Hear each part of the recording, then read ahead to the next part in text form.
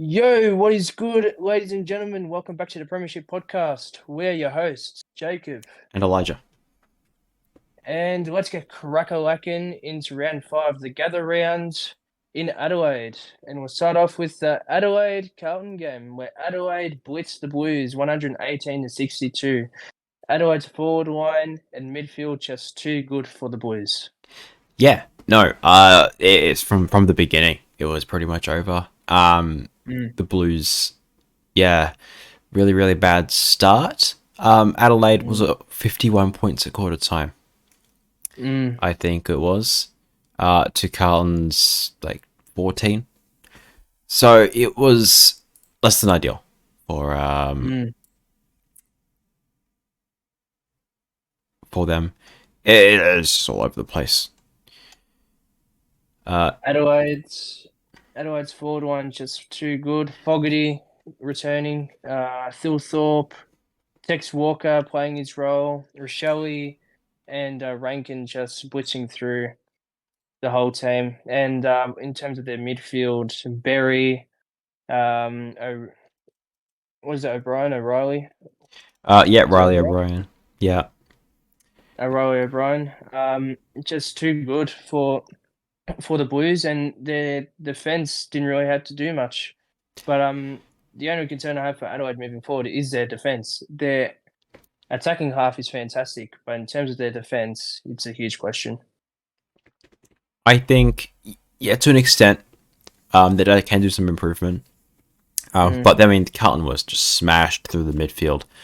Riley O'Brien, like 41 hit outs. Jordan Dawson moving into the midfield as well. Played really, really well. He was almost my player of the week. Just dominated throughout the midfield. And I mean, if he's not in conversation for Brownlow come end of year, he's one of the better players in the comp right now, especially for an Adelaide team who's punching above their weight. I'm very excited to see how this team will go against other really good teams. Yeah, I mean, I totally agree with you there. Yeah. Fogarty even had 5 goals as well. So I said at the start of the year that Fogarty was going to be one of if not the best forward players in the league. But Dawson is a fantastic captain. Dawson has been fantastic. Keys is showing us why he shouldn't have been traded to the Crows. Like, who traded Keys to the Crows? Was it the Suns? something like that. I don't remember, to be honest. Yeah, I don't remember either, but I do remember a certain team traded Keys to the Crows, and now he's just blitzing it as a forward midfield player. Yeah, no, he's really good, and he's captain of the club too. I'm still looking forward to seeing this Crows team keep going. They've got a good momentum, and they're looking really, really sharp. Once again, I'm not sure if they're ready for finals. But I mean, they're definitely beating teams which you'd expect in finals. So you never know. Yeah, I feel like Doherty was a huge out for the Blues. he was. And could be for the next couple of rounds as he's out for a while. And Mackay just trying to snap goals again, trying to run around players, and just completely was the plot. Charlie Curnow, barely anywhere to be seen. Silvani, nowhere to be seen. Like their forward line was just non-existent. Midfield was just blitzed by the Crows, and their roughness. I reckon Adelaide is the toughest team in the comp in terms of tackling pressure and pressure in general. They're just so tough and rough. They just barge into you, and they're not scared to mess around either. So No. good on the Crows. Yeah, they definitely make a good case for that. Yeah, for sure. And now Fremantle Suns. Suns were in the lead, and Fremantle just pegged their way back into winning a tight game. Really well done by the Dockers. Sean Darcy played a fantastic game.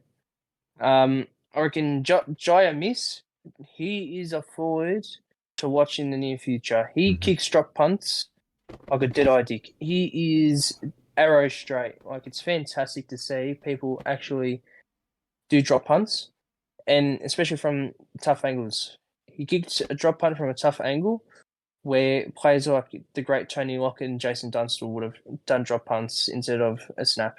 So it's good to see people like Jai Miss do drop punts. Walters played a fantastic game as well, in my opinion. And in terms of the Suns, it's a big learning for them, but at the same time, there's a lot to look forward to in terms of Lukosius. King's still trying to get back into form. It'll take him a while after his ACL. Marbio Chol, sort of thereabouts.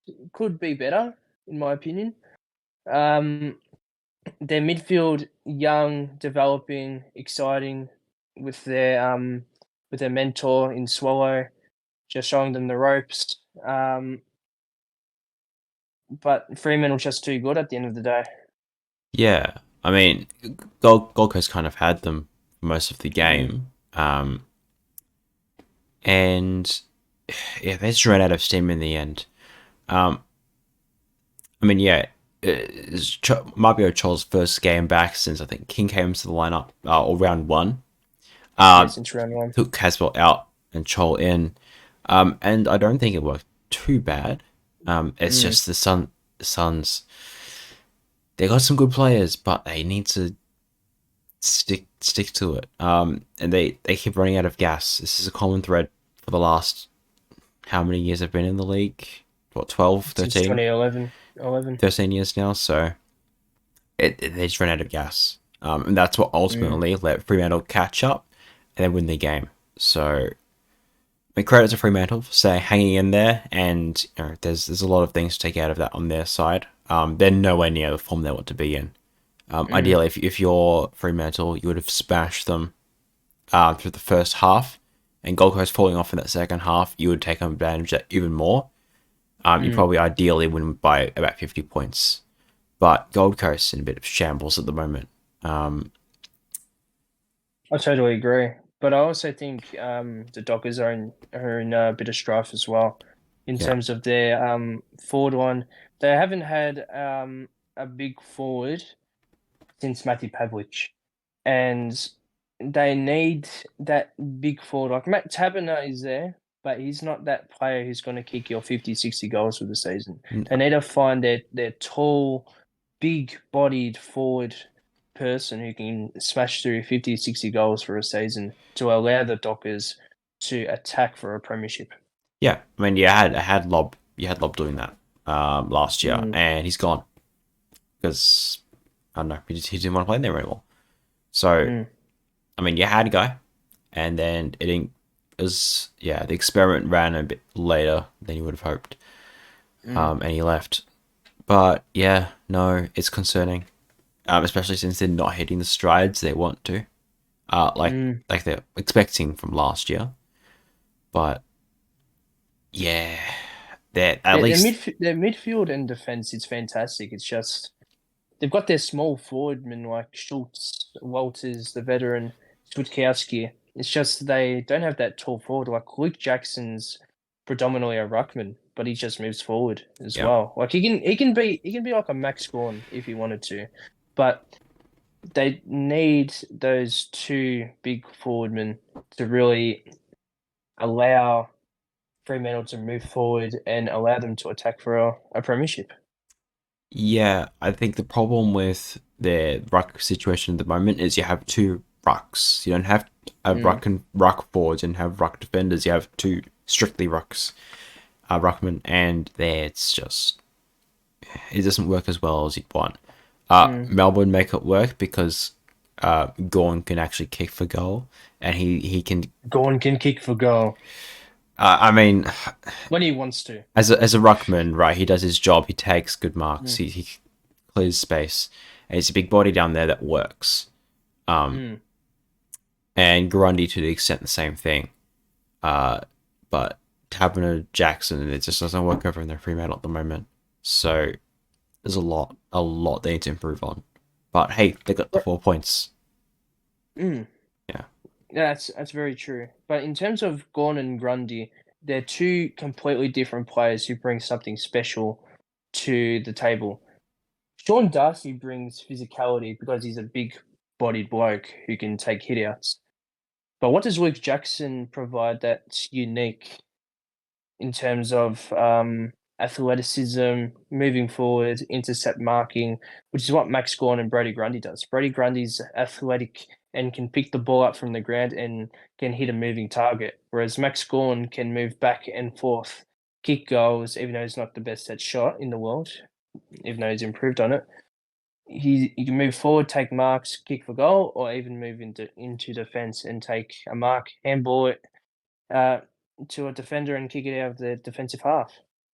I mean, looking back to last year, how Melbourne worked around Jackson and Gawn, that's probably the best way that he can kind of fit into that system. With Gawn, going forward a bit more, and Jackson spending more time in the ruck. That worked really, really well. I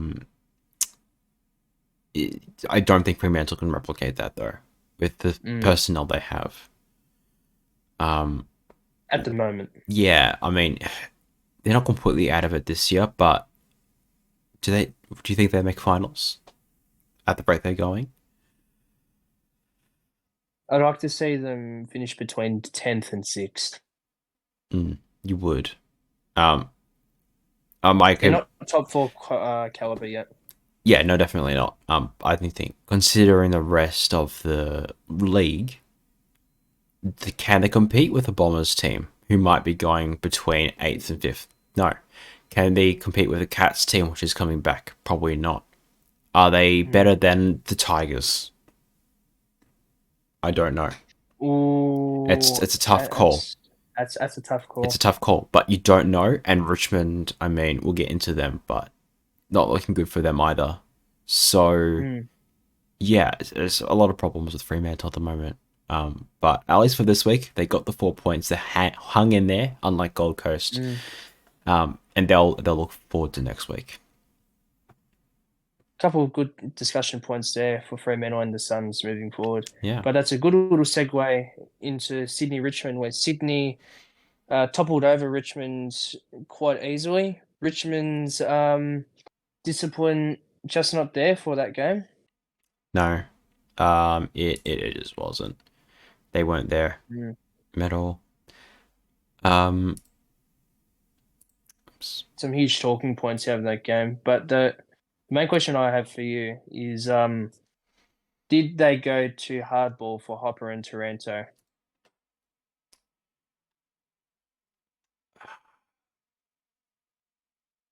I think, considering how well they're playing at the Giants, I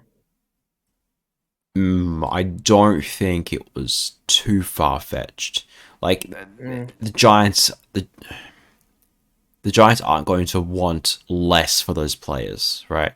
Than what they gave up already. So it's a little rough for Richmond. But I mean, this game, it's definitely shown as a weakness. They're missing a lot of pieces still, and a lot of old players.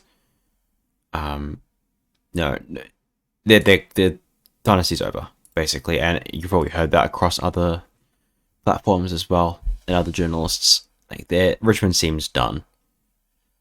I'd still give him a chance for top 8 though. You'd give him a chance. Bottom of the 8, but not top 4. You'd give him a chance, but you wouldn't fancy them at all.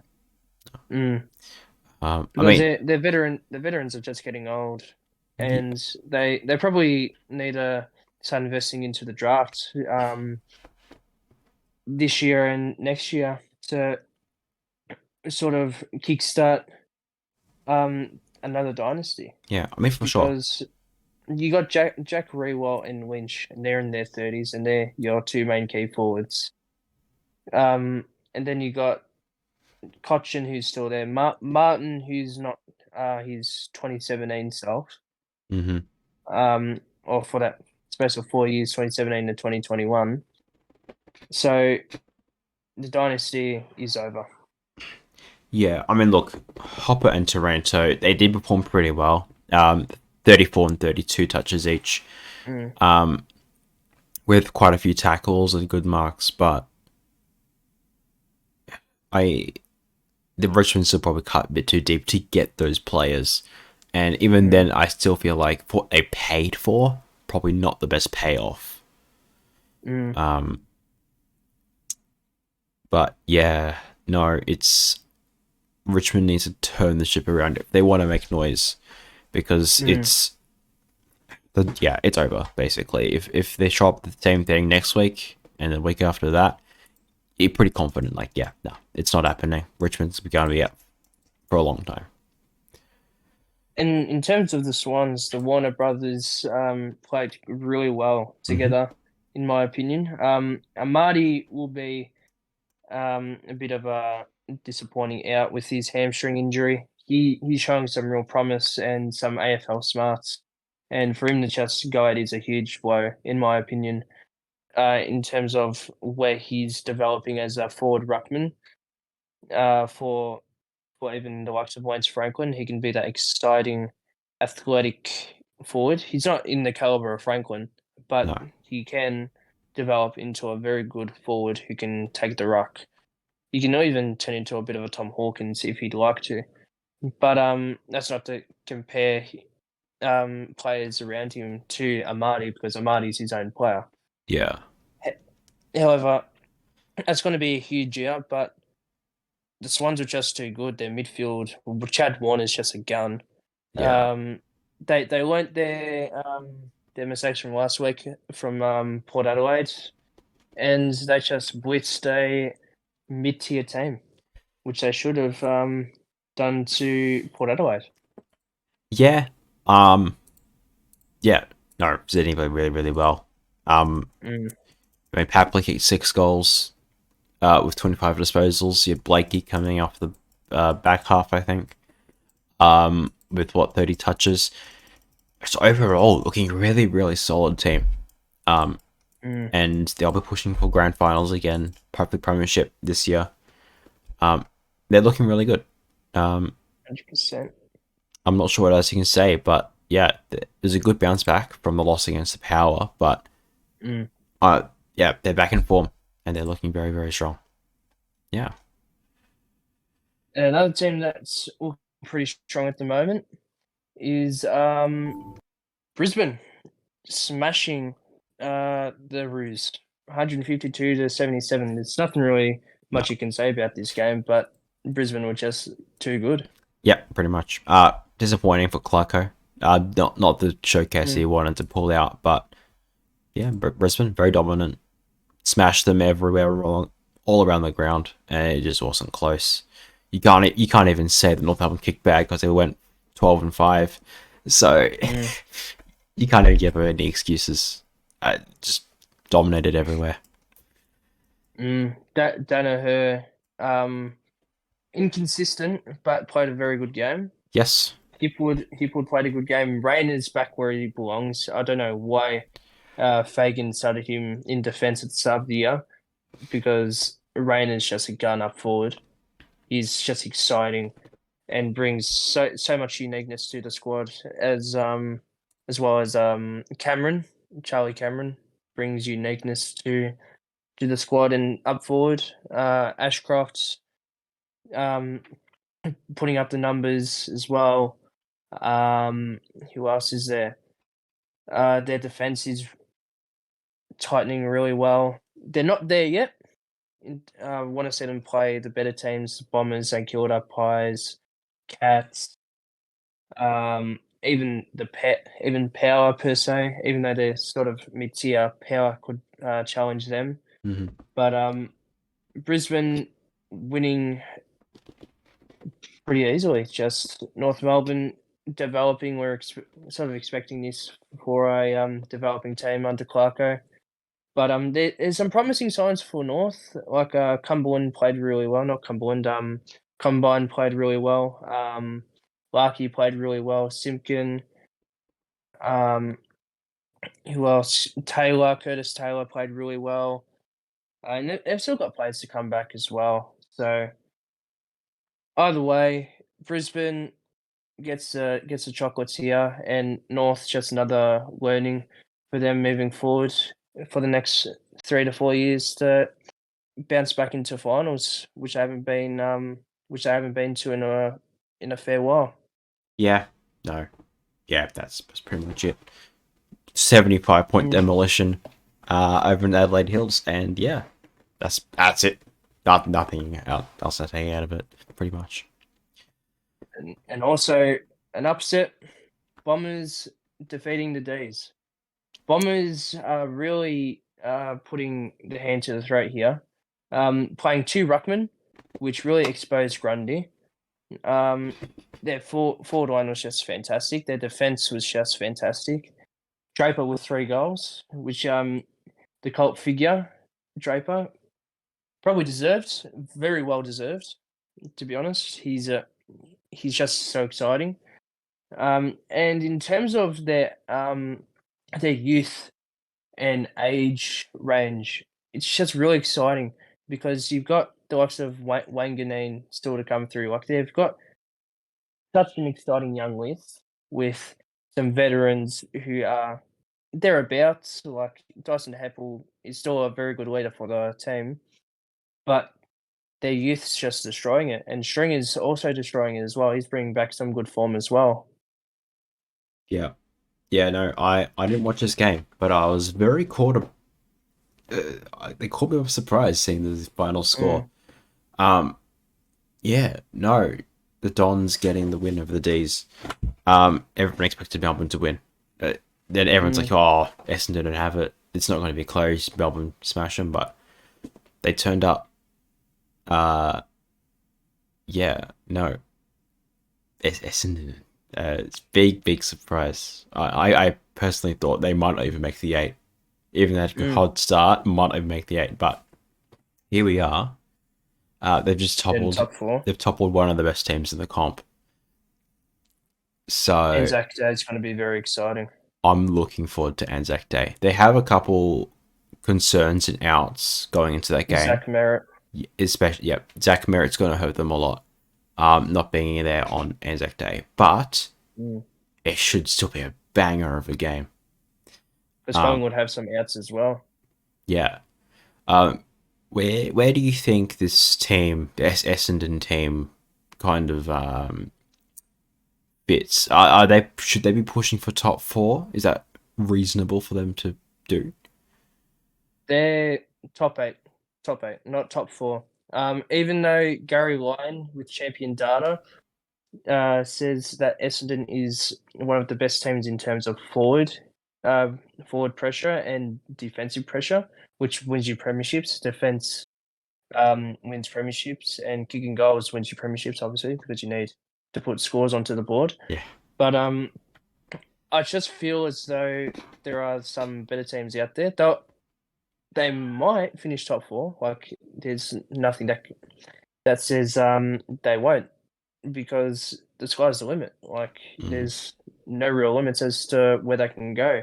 But I feel like, in terms of maturity and finals experience, they're just they're top 8 bound. And Scott has been fantastic for them. They've got some structures in place now, whereas in the past they've been boring, no real structure, defensive effort. So they're definitely top 8. Top 4 is definitely a chance because they're in the top 4 now, and if they topple the Pies next week, then who knows where they can go from there. Yeah. But no, they're top 8 for me. Okay. Cool. I think it's definitely reasonable if you're the Essendon Footy Club to start pushing for those top 4, even top 2 places, because you can. I mean, you're good enough. You've shown it. You've beaten Melbourne, and you'd expect it to be a very competitive game, despite Merritt being out against Collingwood on Anzac Day. So I'll definitely be pushing for that if I'm Essendon. I wouldn't like it. I'm not a fan of Essendon myself, but you is definitely within the realm possibility. We can see a top 4 Essendon team, I think. I feel like the thing that will really consolidate the Bombers as a top 4 team will be if Peter Wright and Wiedemann get running at the right time. Like, you got Peter Wright, who's out for half the season, and he's back in round 12, I think, and Wiedemann was out this week. So if they both get up and running before finals, there's nothing that can stop them. Because Wright's a gun, even though he's got his shoulder injury, and Wiedemann can kick his bags as well. He's still developing. He's had less an ideal career in terms of where he was placed at the D's and being traded to Bombers, where he's getting more opportunity. If they both get up and running, they can be the Justin Kaczynski and Nick Rewalt St Kilda team, because they can kick a bag. Yeah, both of them. Definitely. And then you also like string it into that mix too. Exactly. They've got a lot of upside. Yeah, a lot of upside, a lot of potential, but we'll have to see where it takes them. A rainy night for Port Adelaide and Bulldogs. Port Adelaide getting the Chocolates by 14 points, 70-56. Waitman returning into the squad for the Dogs, played a very, very phenomenal game. He kicked 4 goals in his return and took a cracking mark. Probably one of the best marks of the year to date. But the power just too good. Butters running amok. And I know you're a huge fan of Butters this round, Elijah. Yeah. And the rain and home ground advantage just got Port Adelaide over the line. Yeah, I mean, I wasn't a huge fan of Butters, but yeah, I think he played really, really well. Yeah, he played really, really well. It was really, really wet game. It was close the whole time. You wouldn't be able to put a finger on who was gonna take what lead, what where. But really, really good effort across the board from both teams. Really. You had Tim English, really good game for the Doggies. Bont always does, and Waitman coming in really, really good. I mean, Cody Waitman, 4 goals. We know how good. Very good. We know how good he is, right? Well, we're not going to sugarcoat it. We know how good he is. Bit of a pest, though. Yeah. You can be a pest. Yeah. Zach Butters, I mean, 32 touches, 3 marks, 2 tackles. He helped them. The run of the ball in the wet really, really helped Port Adelaide to secure the win.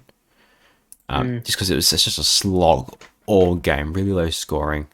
But he helped them really get over the line with his ball movement, I think.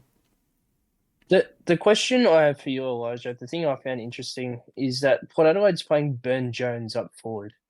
What do you think of that? It's a surprise, but I don't mind it, honestly.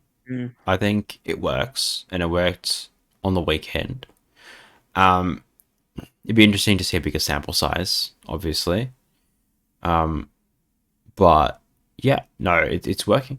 So I would keep running with it with Ken Hinkley. Yeah. And the Horn Francis drama around him moving to Port Adelaide, and Port Adelaide. Ken Hinkley had a crack at the fans for having a go at Horn Francis for moving to Port Adelaide. And I do agree to a sense that he was a risk for Horn Francis to move back home, even though he was a bit homesick. And Rosie did come out about being homesick and Ken Hinkley being that father figure to Rosie. So what do you think of that comment from Hinkley, Elijah? Yeah, he's right. I mean, he's 19. He's not gonna be Bontempelli or your Petrarca or your Gorn or anyone like that. Don't expect him. Don't expect him to yet. But he's getting there. But also to the same extent, I feel like a lot of those jeers and boos were from Victorian fans. Not many Victorian fans are big fans of Fauna Francis. I don't mind him personally, but I mean, just the whole controversy with North Melbourne and leaving them after this first year, he's not that big a fan of. So that's probably where the boos are coming from. But I can definitely catch what Ken Hickley's putting down for sure. Another nothing game. Geelong smashing the Eagles by 47 points, 136 to 89. Jeremy Cameron and Tom Hawkins putting on a masterclass up forward. A huge out, Tyson Stengel with a fractured wrist. And I think Reece Stanley's out as well, if I remember correctly, next week. Yeah, I think. I'm pretty sure. Let me check. But Geelong, I watched this game with my grandfather, who's a Geelong supporter, and my grandfather just kept having a crack at Tom Hawkins for being too fat and old, and how he loves Kentucky Fried Chicken, even though Tom Hawkins is a farmer in Geelong. But he managed to kick, 4 or 5 goals that game, and Jeremy Cameron just smashing the Eagles up forward as well. Jeremy Cameron is, in my opinion, the best forward in the comp. I said that last week. I'll say it again. It was saying all year. Jeremy Cameron is the best forward. Tom Hawkins, apparently to my grandfather's too fat, even though he can take a good pack, not really pack mark, good leading forward who can use his body correctly and can take the ruck up forward. Tyson Stengel is going to be a huge out. But in terms of their defence, it's amazing. They've still got Henry to come back, but Tui, Buse, De Koning, fantastic. The midfield, Dangerfield's returning to some good form. They're really kick-starting something here, Geelong, and it's something to look out for. Ollie Henry played a good game as well, kicking a couple goals, a couple consolation prizes there. But yeah, Geelong just too good. West Coast. Oscar Allen is someone to watch for the Eagles in the future. He is a fantastic forward. Darling needs to do more. I'm a bit frustrated with Darling. Darling has gotten a bit lazy up forward, but at the same time, it's not really his fault because Eagles are in between pushing for finals and a rebuild, and they're more towards a rebuild. So there's still some exciting things, like Jinby played really well and got subbed out. He was just attacking the ball and unfortunately just got himself injured, and he'll develop into something great. Cully was pretty decent as well. But Geelong just too good, too mature, and just too fat. Yeah. Too old and too good. And too fat, according to my grandfather. Sure, yeah. Yeah. Jinby and Oscar Allen, probably the best young guys coming out of the Eagles. Really, really bright future if they decide to stay there. But yeah, no, just Cat's too good. Hawkins, I think, is this now the 17th most goals kicked. Yep. In his career. So congratulations to him. But he and Cameron just dominated all game round. 11 goals straight the first and second quarters. Yeah, this really, really good, solid game for the Cats, coming off a bit of a tantalizing game in the first half against the Hawks. Going to this one, smashing it out. They're looking in pretty good form. Granted, against some worse teams, but it's good form. Teams. It's good form nonetheless. It's good to get the Cats back into form to really push against these tougher oppositions like Collingwood and the Saints. Yeah, definitely. I'm looking forward to see how sustainable they'll still be against better teams, because we know Hawthorn and the Eagles aren't too flash, but yeah, no, they're hitting the right strides at the moment, which is good to see. Yeah. Bit of a nothing game, but there's nothing really much you can say about Geelong, which has to do good on the day Yeah. against a lesser opponent.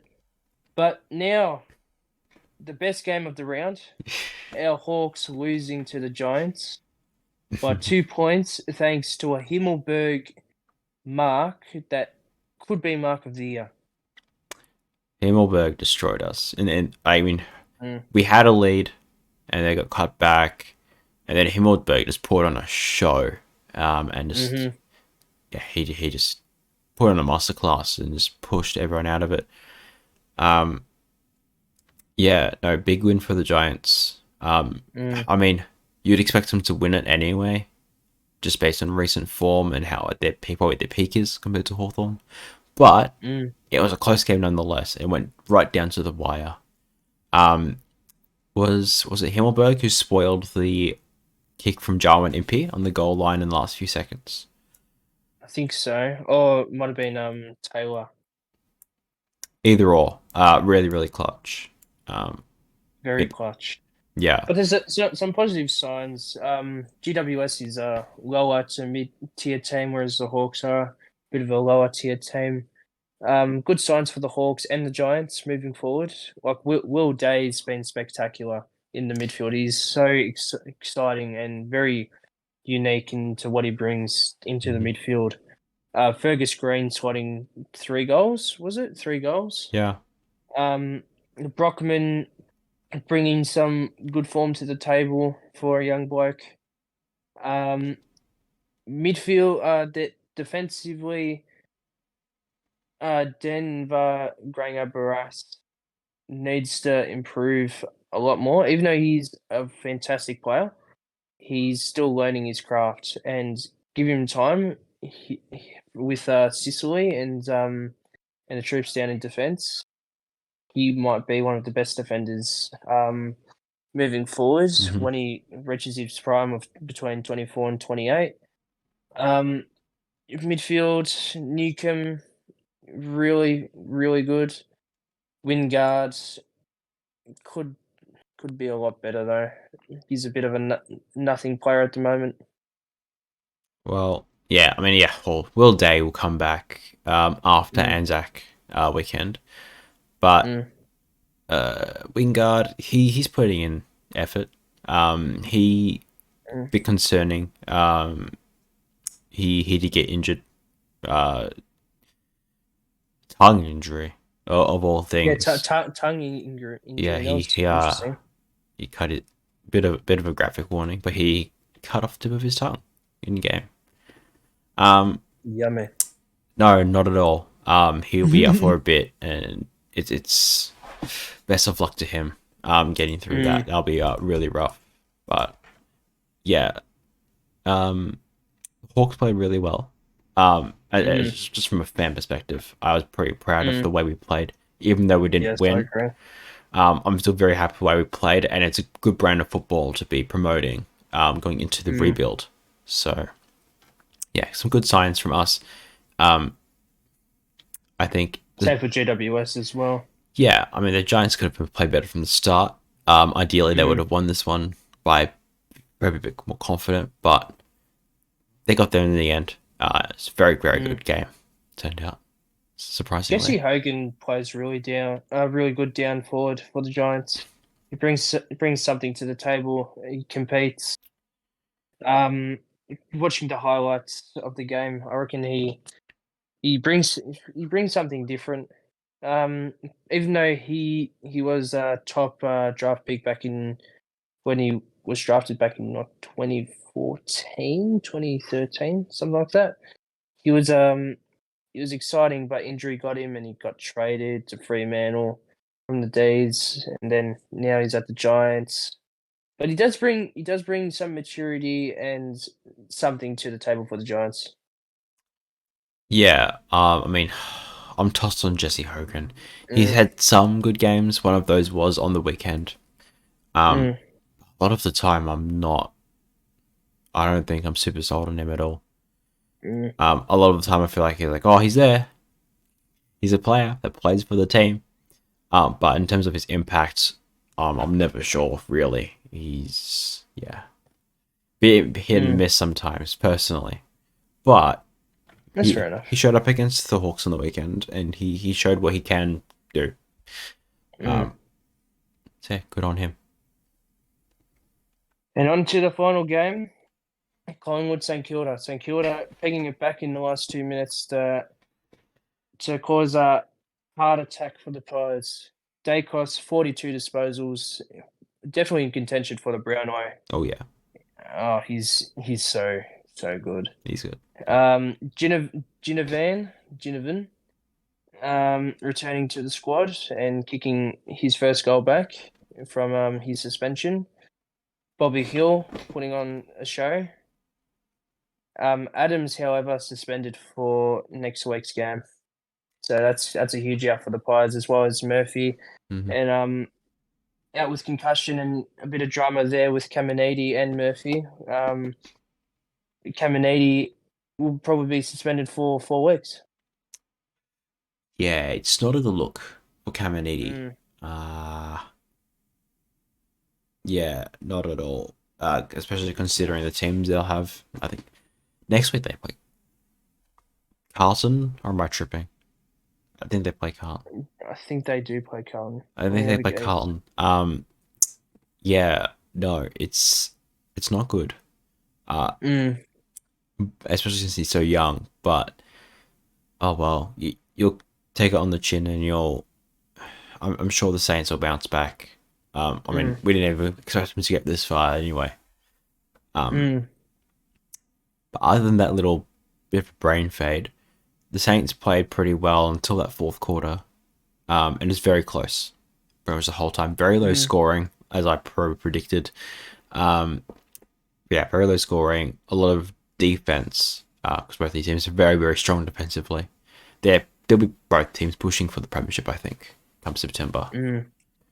Callum Walkie is a very underrated defender. I reckon he is in the top 5 best defenders in the league. Yeah, I've been getting more sold on him every week I see him. Yeah, I mean, I was never super sold on him beforehand as a player. I'm like, yeah, he plays for the Saints. Good on him. He's in the league. But now I'm kind of seeing, especially now that they're winning a lot more and more consistently, I've gone, this guy's actually can play. And it's really good to see, because the St Kilda team's really good. Disappointing you lose. It's the first loss of the season for them. But, I mean, they're going places. And they're looking very, very good. Yeah, they'll learn off this loss, and they'll definitely get better from it. With the losses of Adams and Murphy, could 2 draftees come into play for Collingwood? Or did they bring in some old faces to the Pies? Did they bring in Jacob Ryan as a defender for Murphy and Joe Richards, the high school teacher? Or did they bring in some players that we already know of? I'd probably lean towards the rookies, but it's a very, very big game against the Dons. Because we've talked about them before. And a great honour. Yeah. It'll be a very, very big game. I mean, always is ANZAC Day, but big game despite that, just because of how good these teams are and where they're pushing for this year. It's, I mean, how much do you trust the rookies to step up and play their part in what will be a really, really probably nearly sold out MCG on the biggest occasion on the calendar? Good weather. It's going to be good weather as well. Yeah. Very, very big occasion and very high stakes. So do you trust the rookies, or do you want to bring in some more experience and more ground, especially for the players like Ginnivan, and those kind of guys who are a bit more, or less mature, I should say. I don't think I can make a call on that. I'd probably go rookies. But what do you think? Finlay McRae is a very good coach. He's brought in the likes of Ollie Markov, who's slotted into the team quite seamlessly, and is now playing a solid role down back for the Pies now. Still, I reckon a huge loss for the Suns and the Tigers losing Ollie Markov. I reckon he's a very decent player. But yeah, I reckon Finlay McRae is a very good father figure and brings forward simplicity and a growth mindset to all players at the club. And with that growth mindset, all players buy into one message. And that's where I feel as though they can bring in these youthful players because they understand the key messages that McRae's putting forward. Yeah, for sure, true. But Adelaide, the gather rounds. That was round 5.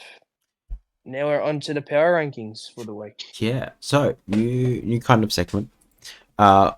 We'll be doing power rankings. For all the teams. Give me 5 seconds. So we'll start at the bottom of the ladder and we'll work on our way up. Who? Here we are. Who do you think is probably? I mean, it's not a very tough call, but who? Well, it is a hard call, I reckon, because to me it's between West Coast and Hawthorn, but I reckon Hawthorn. Unfortunately, as a Hawthorn supporter, it does sad me to say that Hawthorn is down the bottom for me. Yeah, I'd probably say the same. I think I would have hoped for them to play a bit better. But I think I'd also put them probably at the bottom. And I'm taking into consideration past weeks as well. So in terms of inconsistency will be there. So I reckon Hawks for me. Yeah, I'd probably do the same. Yeah. Going up from that, So, what other teams kind of fit at the bottom? Would you say? West Coast. I put West Coast, Gold Coast, North Melbourne. West Coast, Gold Coast, North Melbourne. I'd probably GWS. say GWS is a low mid tier. I'd still put the Giants above those teams though. Yeah, GWS is definitely on top of them, but I reckon they're that 14th to 15th range. Yeah, I think you'd also argue Fremantle and Richmond, but also there'd also be and Bulldogs as well. You know, it's that mid tier team. Yeah. Okay. So what are we going? So Hawthorn, then West Coast. Pretty much 12th under. Yeah, I'd probably put Hawthorn West Coast, like West Coast and Hawthorn. Just because, yeah, the Eagles obviously aren't too flash. Then would we say Gold Coast or North Melbourne? I like the way Gold Coast play football. I think they're probably just as sustainable as North Melbourne. I wouldn't put either of them above the likes of Giants, Dockers, Dogs, Tigers. I think it's a really hard call though. On one hand, you have Clarko, but also we've seen this week, also against Hawthorn, that structure that he likes to kind of pull out and teach. It's fallen apart a little. So, do I trust North Melbourne to win games of football more than Gold Coast? I'm not sure. What do you think? I reckon we go North Melbourne 16th and then Gold Coast. Okay. Yeah, I can get behind that. 15th. And then just above that, we go the Giants.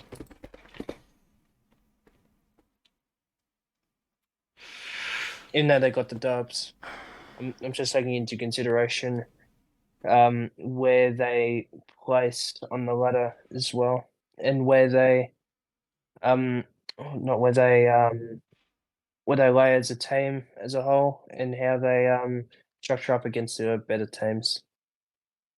I'm almost tempted, and this is a bit of a bigger call. I'm tempted to put Fremantle below the Giants. That's a fair call. But we're allowed to have our own opinions here. I reckon the Giants are just above that. I think Fremantle, when we've seen against Gold Coast, the only reason they really won was because Gold Coast can't sustain a full game of football. Other reasons as well, but that's the main thing we've seen. Obviously, I still think Fremantle's a bit better than Gold Coast. And if they lost, I'd probably got Fremantle lower, but they won. I'd be tempted to put Giants above Fremantle. That's fair enough.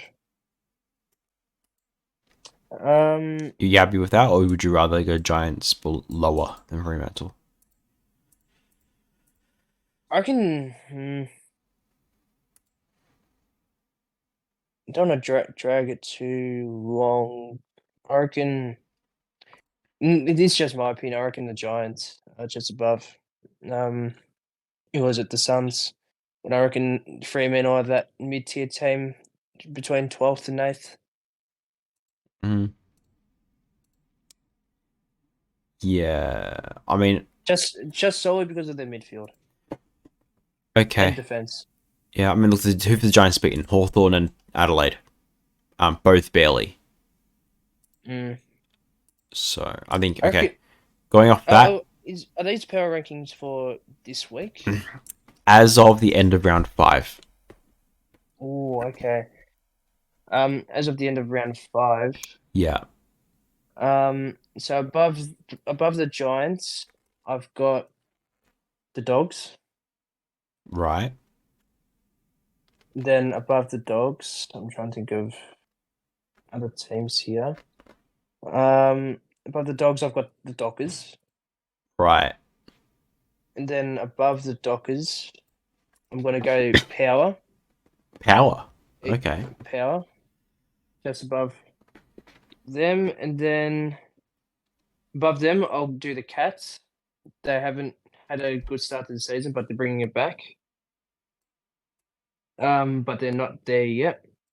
And then above the Cats, I'll probably go with the Richmond Football Club. Interesting. All right. Then above them. Well, let's figure it outside of the top 8. I probably agree with the 9th and below in terms of the teams that are there. I mean, I could argue Port Adelaide being a bit higher than 8th even. But okay, you have the Dogs below Fremantle. Yes. Interesting. I like the Bulldogs a bit more. Their forward structures worked a couple weeks in a row, and it was very, very wet against Port Adelaide on the weekend. So there's not much opportunity for that to work there. But I think overall, I like them a lot more than Fremantle. If there was a game of Bulldogs Fremantle being played at probably either Optus or Marvel, I'd still probably take Bulldogs, honestly. But funnily enough, the Dogs versus the Dockers at Optus next week. True. That'd be interesting. I'd still probably take Bulldogs though. Either place. Just the forward line's just that bit better. And I think just Fremantle's just shown that bit more inconsistency, which is why I would also put them below the Giants. Yeah. My top 8's are very interesting. For power rankings, because up top I've got St Kilda and then the Pies, and then who did I have? I had the Bombers, in 3rd. Well, and then I'd have the Swans, and then Brisbane, and then Melbourne, and then I'd have the Crows, and then the Blues. Interesting. Can I say something? Jumping back outside of the 8. I kind of want to consolidate outside of the 8 first. Yep. Richmond better than Geelong and Port Adelaide? Really? Did I say that? You said, yeah, Tigers above them. I'm gonna have to say yes. Really? And the reasoning I say that is because Geelong didn't have a very good start to the season, and they're versing lower tier teams. So even though they're smashing teams by 50 points, I feel like at the moment, they are, in terms of power ranking, lesser than Richmond. I want to see them versus the better teams before they start moving up the table in terms of power ranking. And what was the other team that I said? That was Port. below Port. Port Adelaide. Port Adelaide are very even with Richmond in terms of power rankings, in my opinion. Even though Richmond, in terms of the way they played on the weekend, was very immature, I still think that they are better than Port Adelaide in terms of power ranking. I don't think I'm sold on that. I think jumping back to our discussion before, with Fremantle, I think Richmond's about the same as Fremantle, if not lower, just because we have Geelong, which is too old but good, as opposed to Richmond, which is too old and not good. And I mean, I don't think Geelong will get pelted by 50 points against Sydney, there or here. Whereas Richmond, they did. And it's very evident, and it was very one-sided. So, We're both allowed to have our own opinions, I guess. Yeah, no, of course. But I think it would be disingenuous for the results we saw on the weekend to consider Richmond being higher than Port Adelaide, who turned up against a pretty good Bulldogs side and won in very bad conditions. They showed a lot of strength there. And Geelong, which has, even though they've beaten two obviously worse teams, very dominant in those games, and they've shown a lot of improvement from the beginning of the season. That's fair enough. If it was up to me, I'd put it about there. Box Giants locked in there. I put it about there. I'd have Richmond below Fremantle. It's fine. I hope we don't have that, but I'd want at least below Port Adelaide. I feel like I think Port's just a bit better. So what's our bottom eight looking like now? So Hawthorn, West Coast, North Melbourne, Gold Coast, GWS, Bulldogs, Western Bulldogs, Fremantle, and then Fremantle. We're kind of figuring out Richmond, Geelong, or Port Adelaide in what order. I reckon Geelong go on top of Port Adelaide. Why do you think that? I feel like next week's game will really consolidate them as a top 8 team for power ranking. But I feel as though their forward structure is just a lot better than the power, and their defense is, I reckon, just a lot better than the power as well. Power, all credit to the power. They are a very exciting team. I just feel like Geelong, in terms of where they stand at the moment, even though they had a horrible start to the season, I feel like Geelong, where they stand now, are a lot better compared to where the power is. That's fair. Yeah, I would agree. Port and backline's way better than Port Adelaide. Okay, yeah, no, you sold me with that one. Okay. How you still think Richmond's better than both those teams, though? Yes.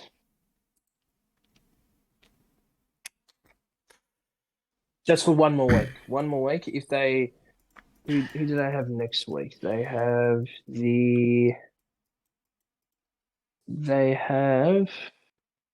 Melbourne.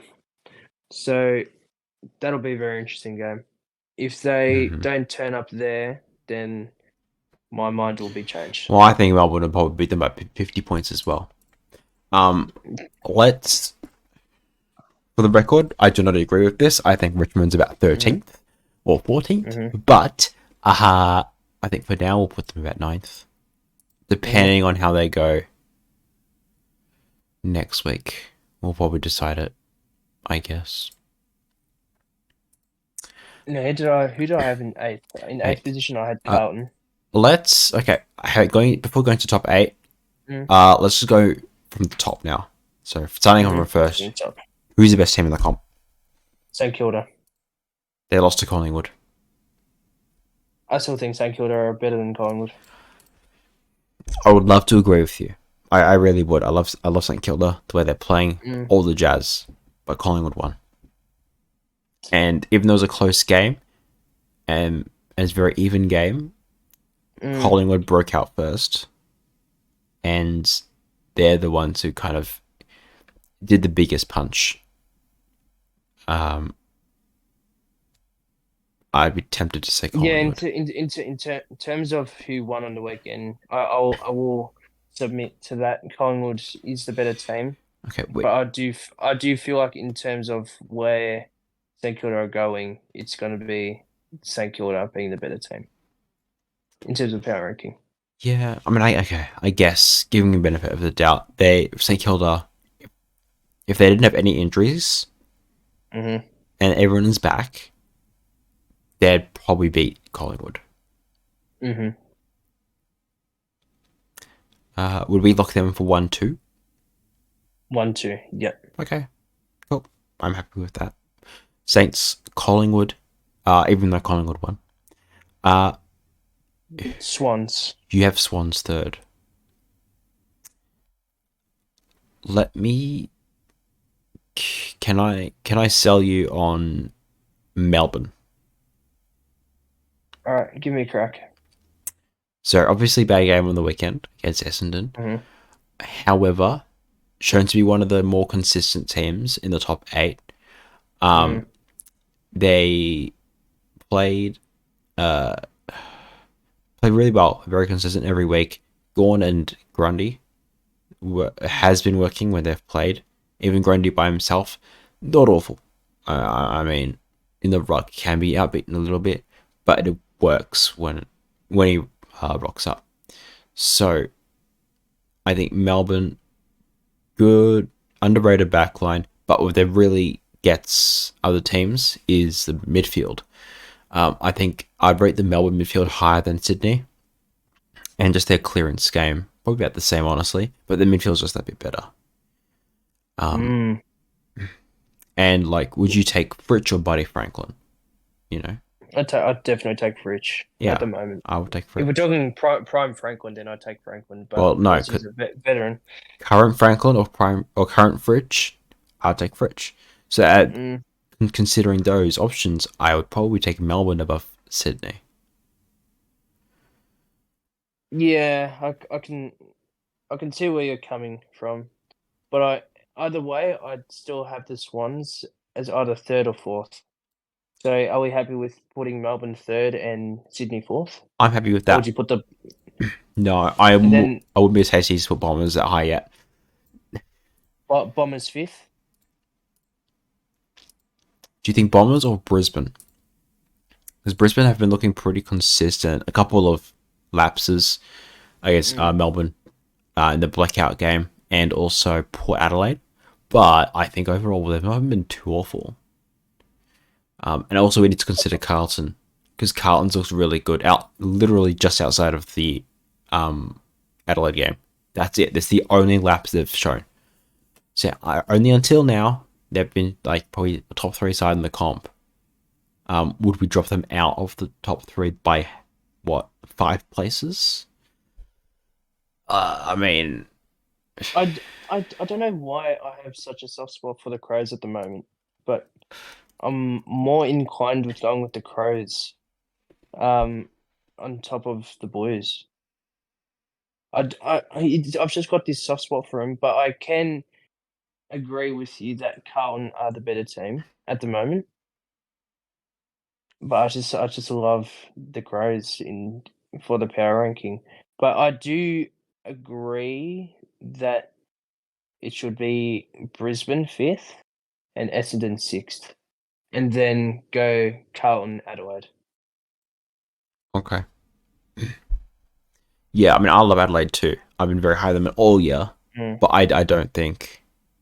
In terms of power ranking, the Blues are a lot better. I wouldn't say they're better on the ladder. Yeah, they did kind of smash them, but from what we've seen so far and their peaks, man, that loss in the weekends kind of threw me through a loop. Was like, yeah, but Adelaide, they killed Carlton. Yeah.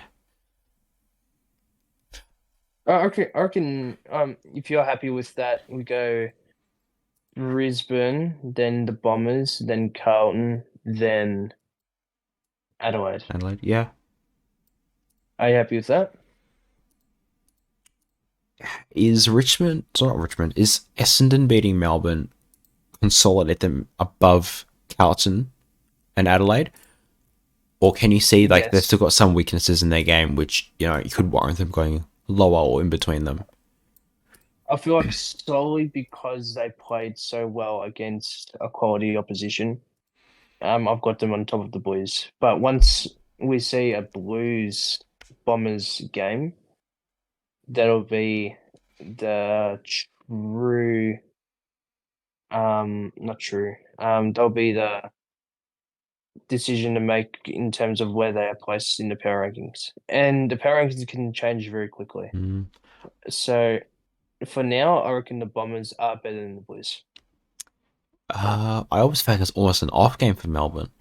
If you asked me last week, I'd probably put Essendon 7th or 8th, but I'd put Adelaide around their mark, I feel. Bad game for Carlton too. I feel like both Melbourne and Carlton bit of an off games. I'd almost be inclined to swap Essendon and Adelaide, come to think of it. But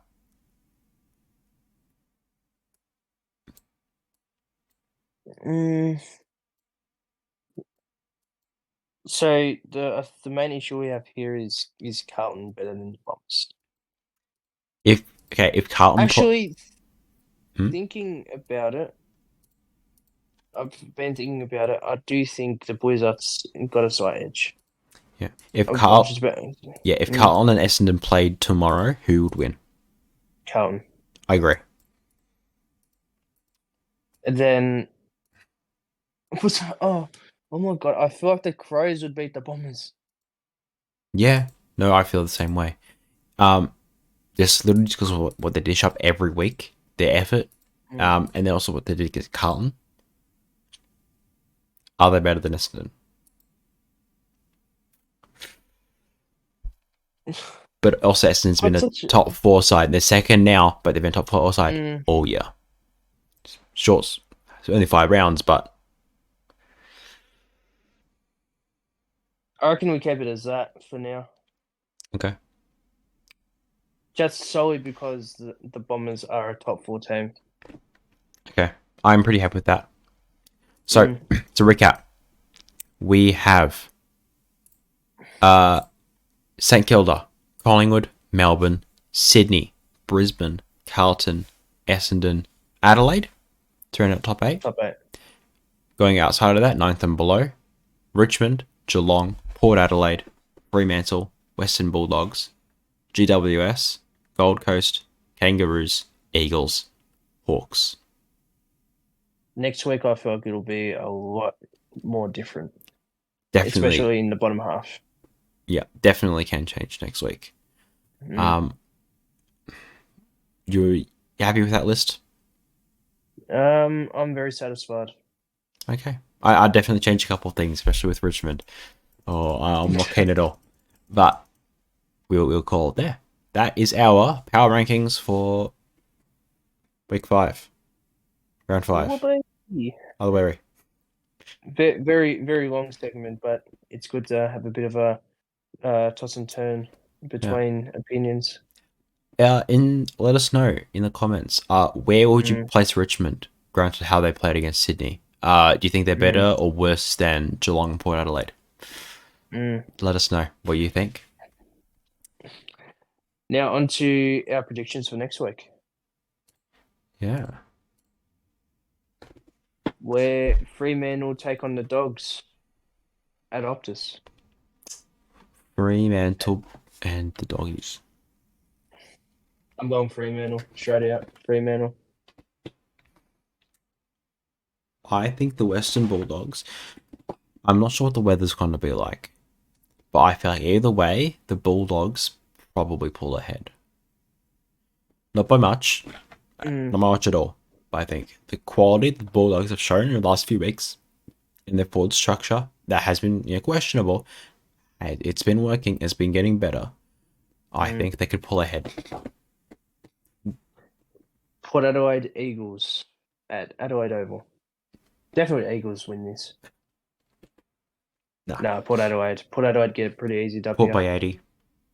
Port by 80. I reckon 63 points. That's specific. That's specific, but okay. Very specific. GWS Lions at Manuka Oval, ACT.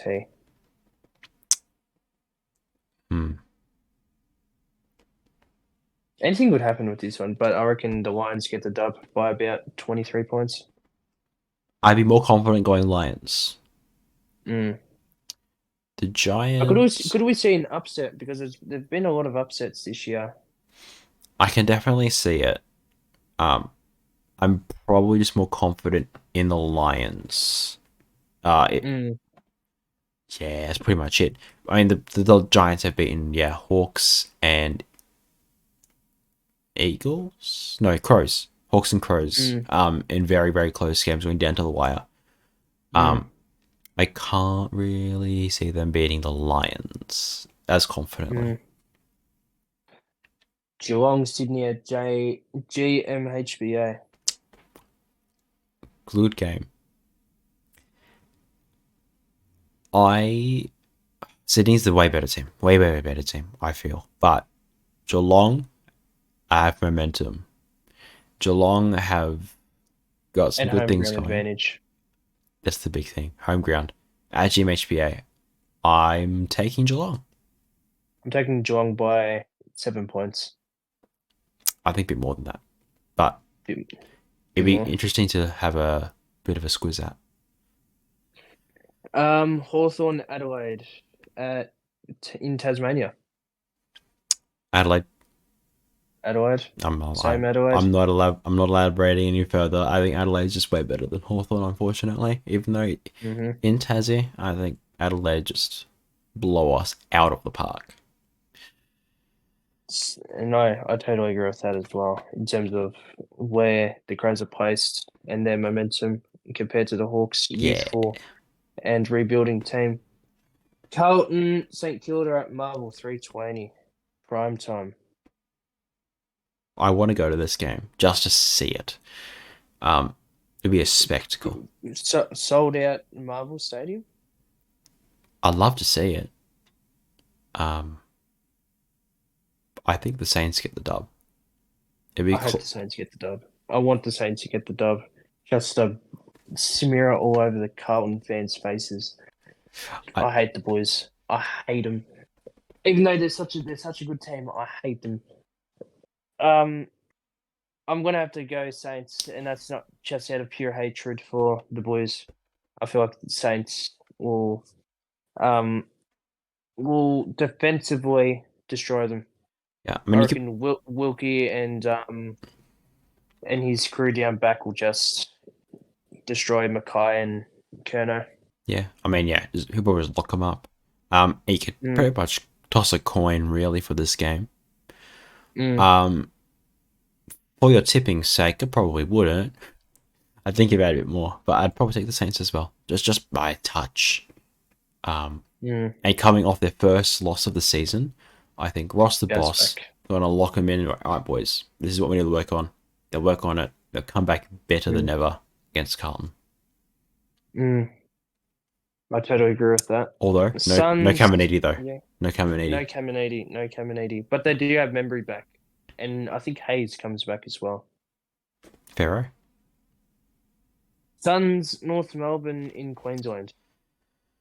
I I have Suns should have the dub, yeah. I have Gold Coast for Stuart Dew's just for Stuart Dew. I hope Gold Coast win.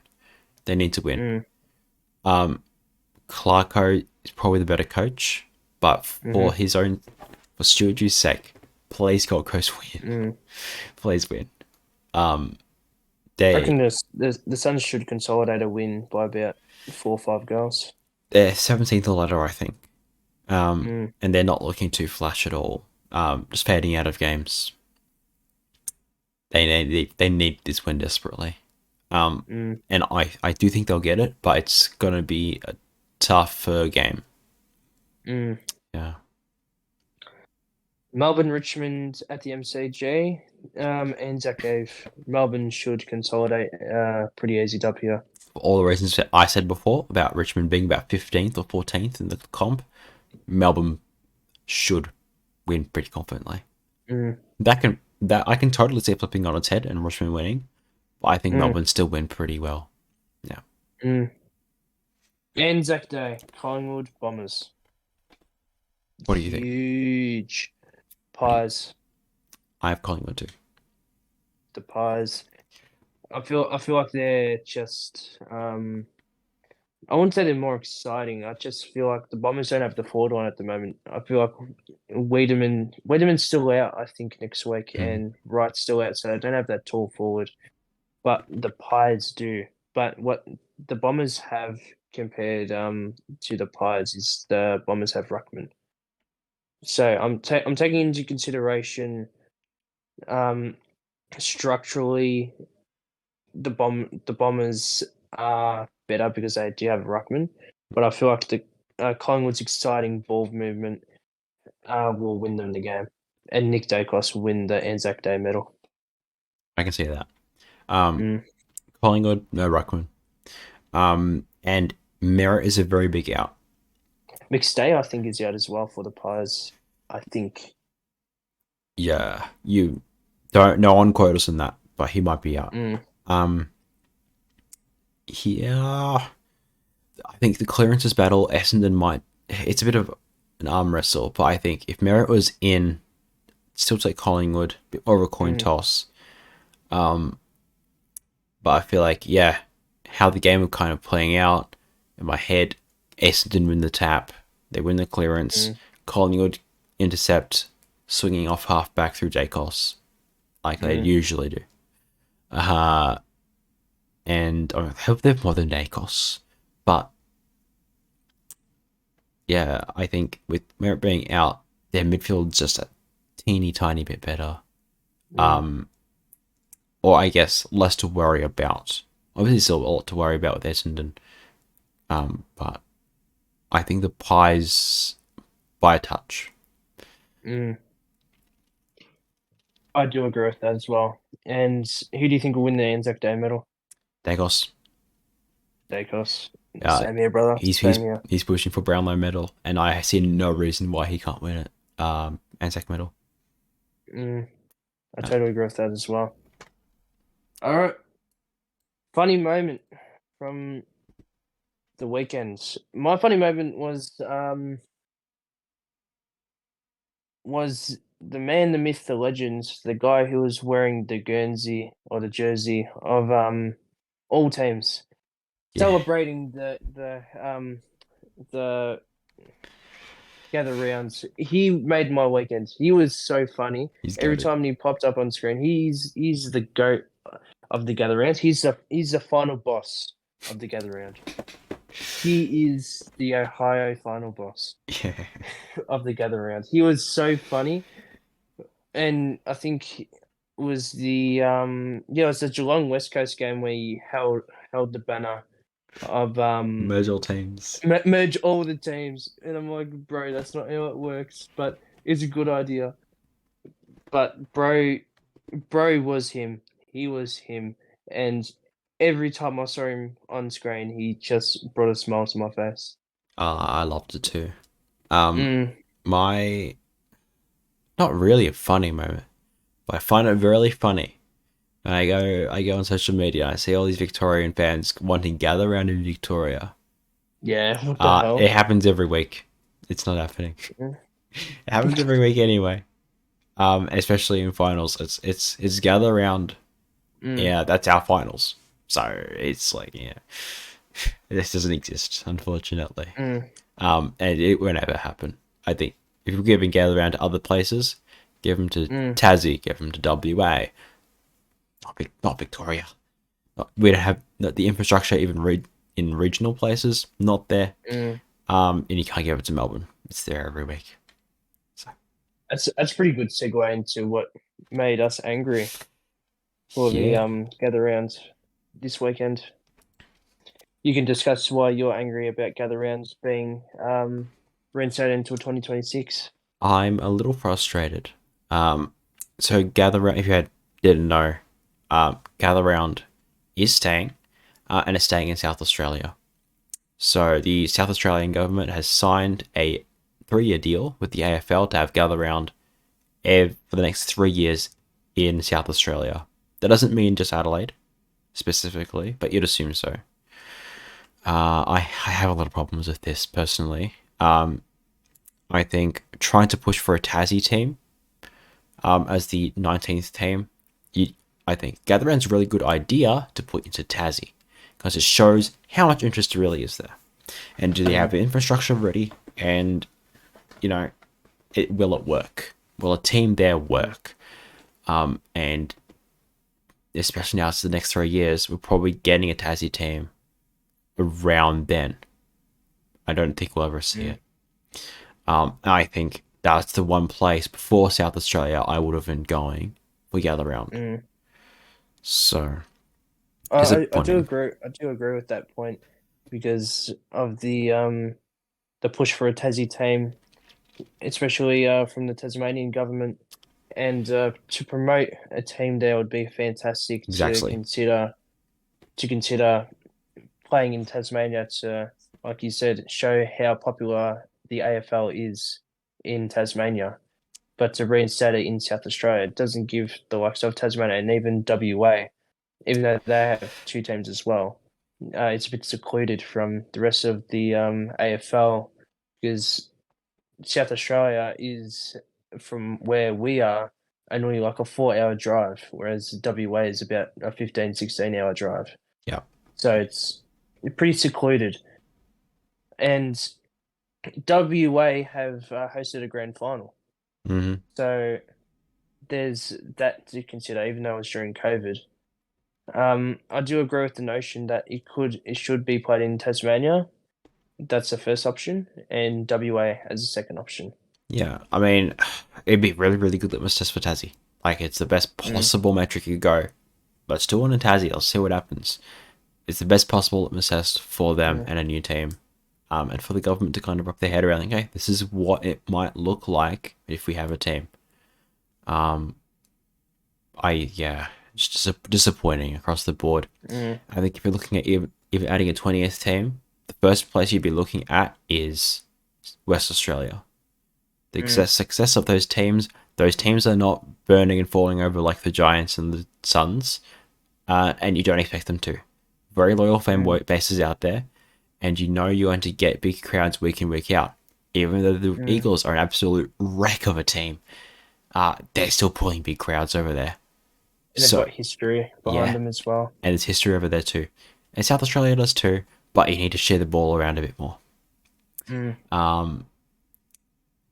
You can't really push into Queensland and New South Wales because no one's going to rock up to those fans over there.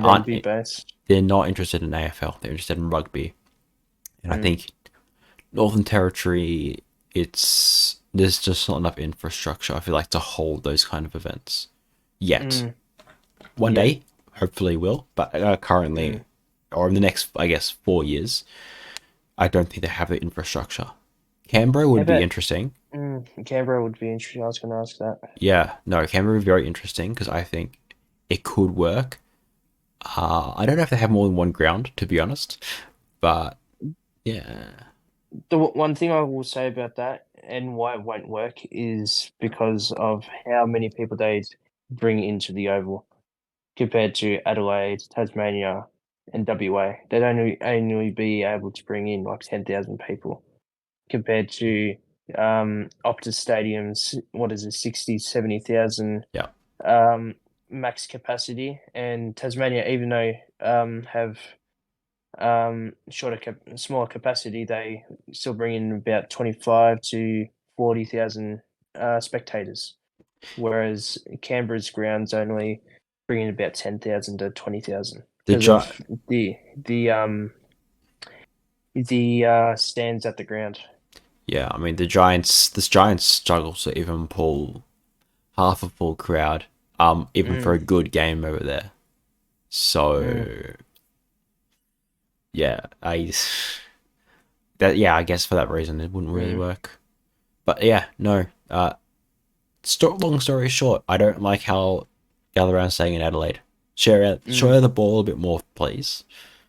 It's not fair. It's not fair. And No. I'll tell you what else isn't fair. The commentation by Kerry Underwood. Jesus Christ, woman. Do you know how to talk? The commentation that I heard with the GWS Hawthorn game was absolutely atrocious.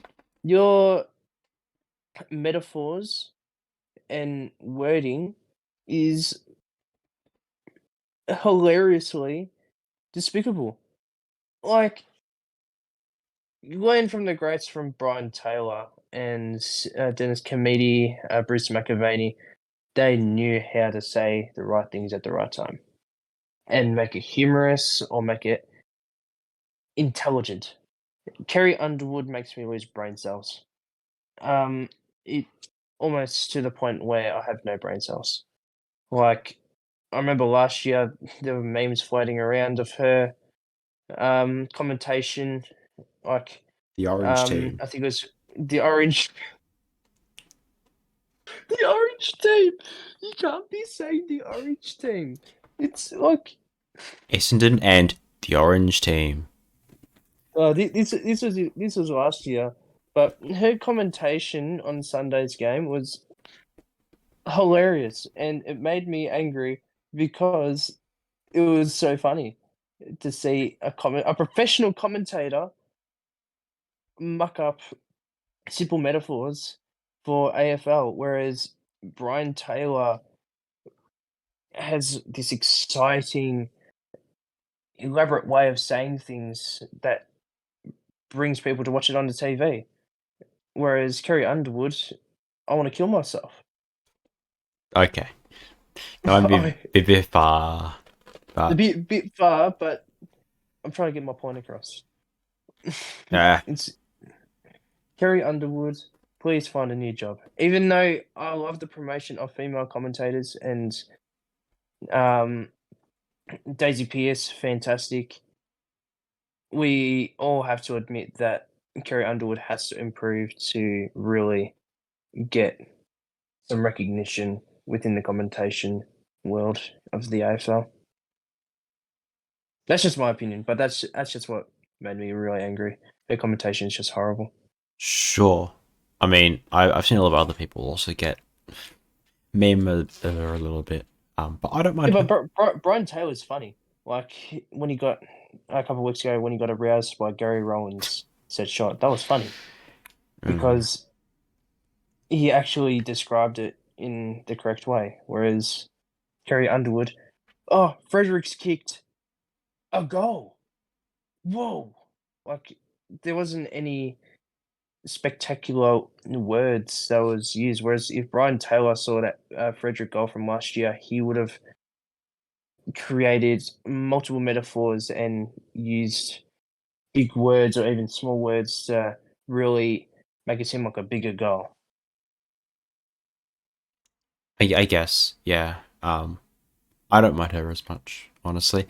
I Yeah, get, nothing much to say on the matter. I get why people can not like her as much as a commentator, but I don't mind her personally. But yeah, I know that's not a very popular opinion, unfortunately. All right. We're nearing the end of the episode. Any final words for our fellow spectators?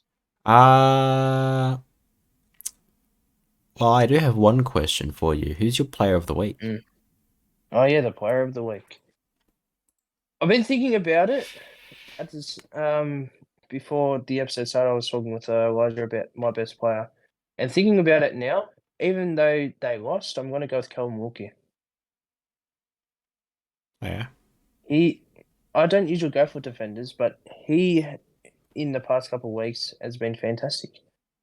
And because of that, and how he played on Sunday evening, he gets my best player of the round. Cool. Nice. We've kind of alluded to before. My player of the week is Zach Butters. In the wet and the rain, he laced up his boots, and he just the way he's carried the ball, and he looked for his teammates, and just his composure in a stressful environment and also a slippery environment in the rain. He stepped up on it. They needed to, and they got the win because of him. If he didn't do what they did, Port Adelaide wouldn't have those 4 points. And we would be thinking of them very differently, especially Ken Hinkley, currently. But thanks to Zach Butters, I think they won the game because of him. And he's my player of the week because of all that he's done in that game. Both players just playing their roles for their team, for Saints and Power. Power playing, Butters playing his role for his team in the rain, and Wilkie playing his role down back. Both fantastic weeks for these fine young gentlemen. Yeah. Good job, fellas. Final comments, thoughts? You have any? Expect the unexpected. This season has been a roller coaster. We have not expected many of the things to happen. So that's my saying of the AFL this year now. Expect the unexpected, because anything can happen at this point. Yeah, for sure. Going into next week, keep an eye out for that blockbuster on Sunday on your telly, I think. Carlton, St Kilda, and then obviously Anzac Day. Both absolute bangers. Do not want to miss them. Yeah, no. If I can, I'm staying tuned. They're good. Definitely stay tuned. And I want to go to that Carlton game as well. I think it's probably one of the games of the round. I can't see that being a blowout. Yeah. I totally agree. I reckon the Friday night blockbuster with Fremantle Bulldogs will be an interesting watch as well. For sure. Yeah. Obviously, probably not as good teams as the other ones, but it'd be very interesting to see what happens. Yeah, definitely. Well, that brings us to an end of another episode of the Premiership Podcast, ladies and gentlemen. Don't forget to follow our socials on Twitter and, what is that, Instagram, YouTube? YouTube. Oh, yeah, on YouTube. Twitter and YouTube. Don't forget to follow us on Twitter and YouTube. And with that, peace out, my fellow viewers. Yeah, like, subscribe, hit the bell, all the things. If you've been on YouTube, you kind of know the drill already. You probably heard it. But yeah, no, we'll be back next week discussing Anzac Day round, kind of. Hit that bell at 3 a.m. and I'll give you a big hug. That sounds a little scary. I don't think I want to do that now. God damn it. Bad promotion. Nice try. I don't think I'll be doing that. All right. Jokes. Subscribe or you die. See you all next week. Remember to tell us about where you place Richmond in your power rankings in the comments below as well. Yes, 100%. We want to know. And we'll get back into that segment as well next week. And we will see you then. Take it easy, fellas. Peace.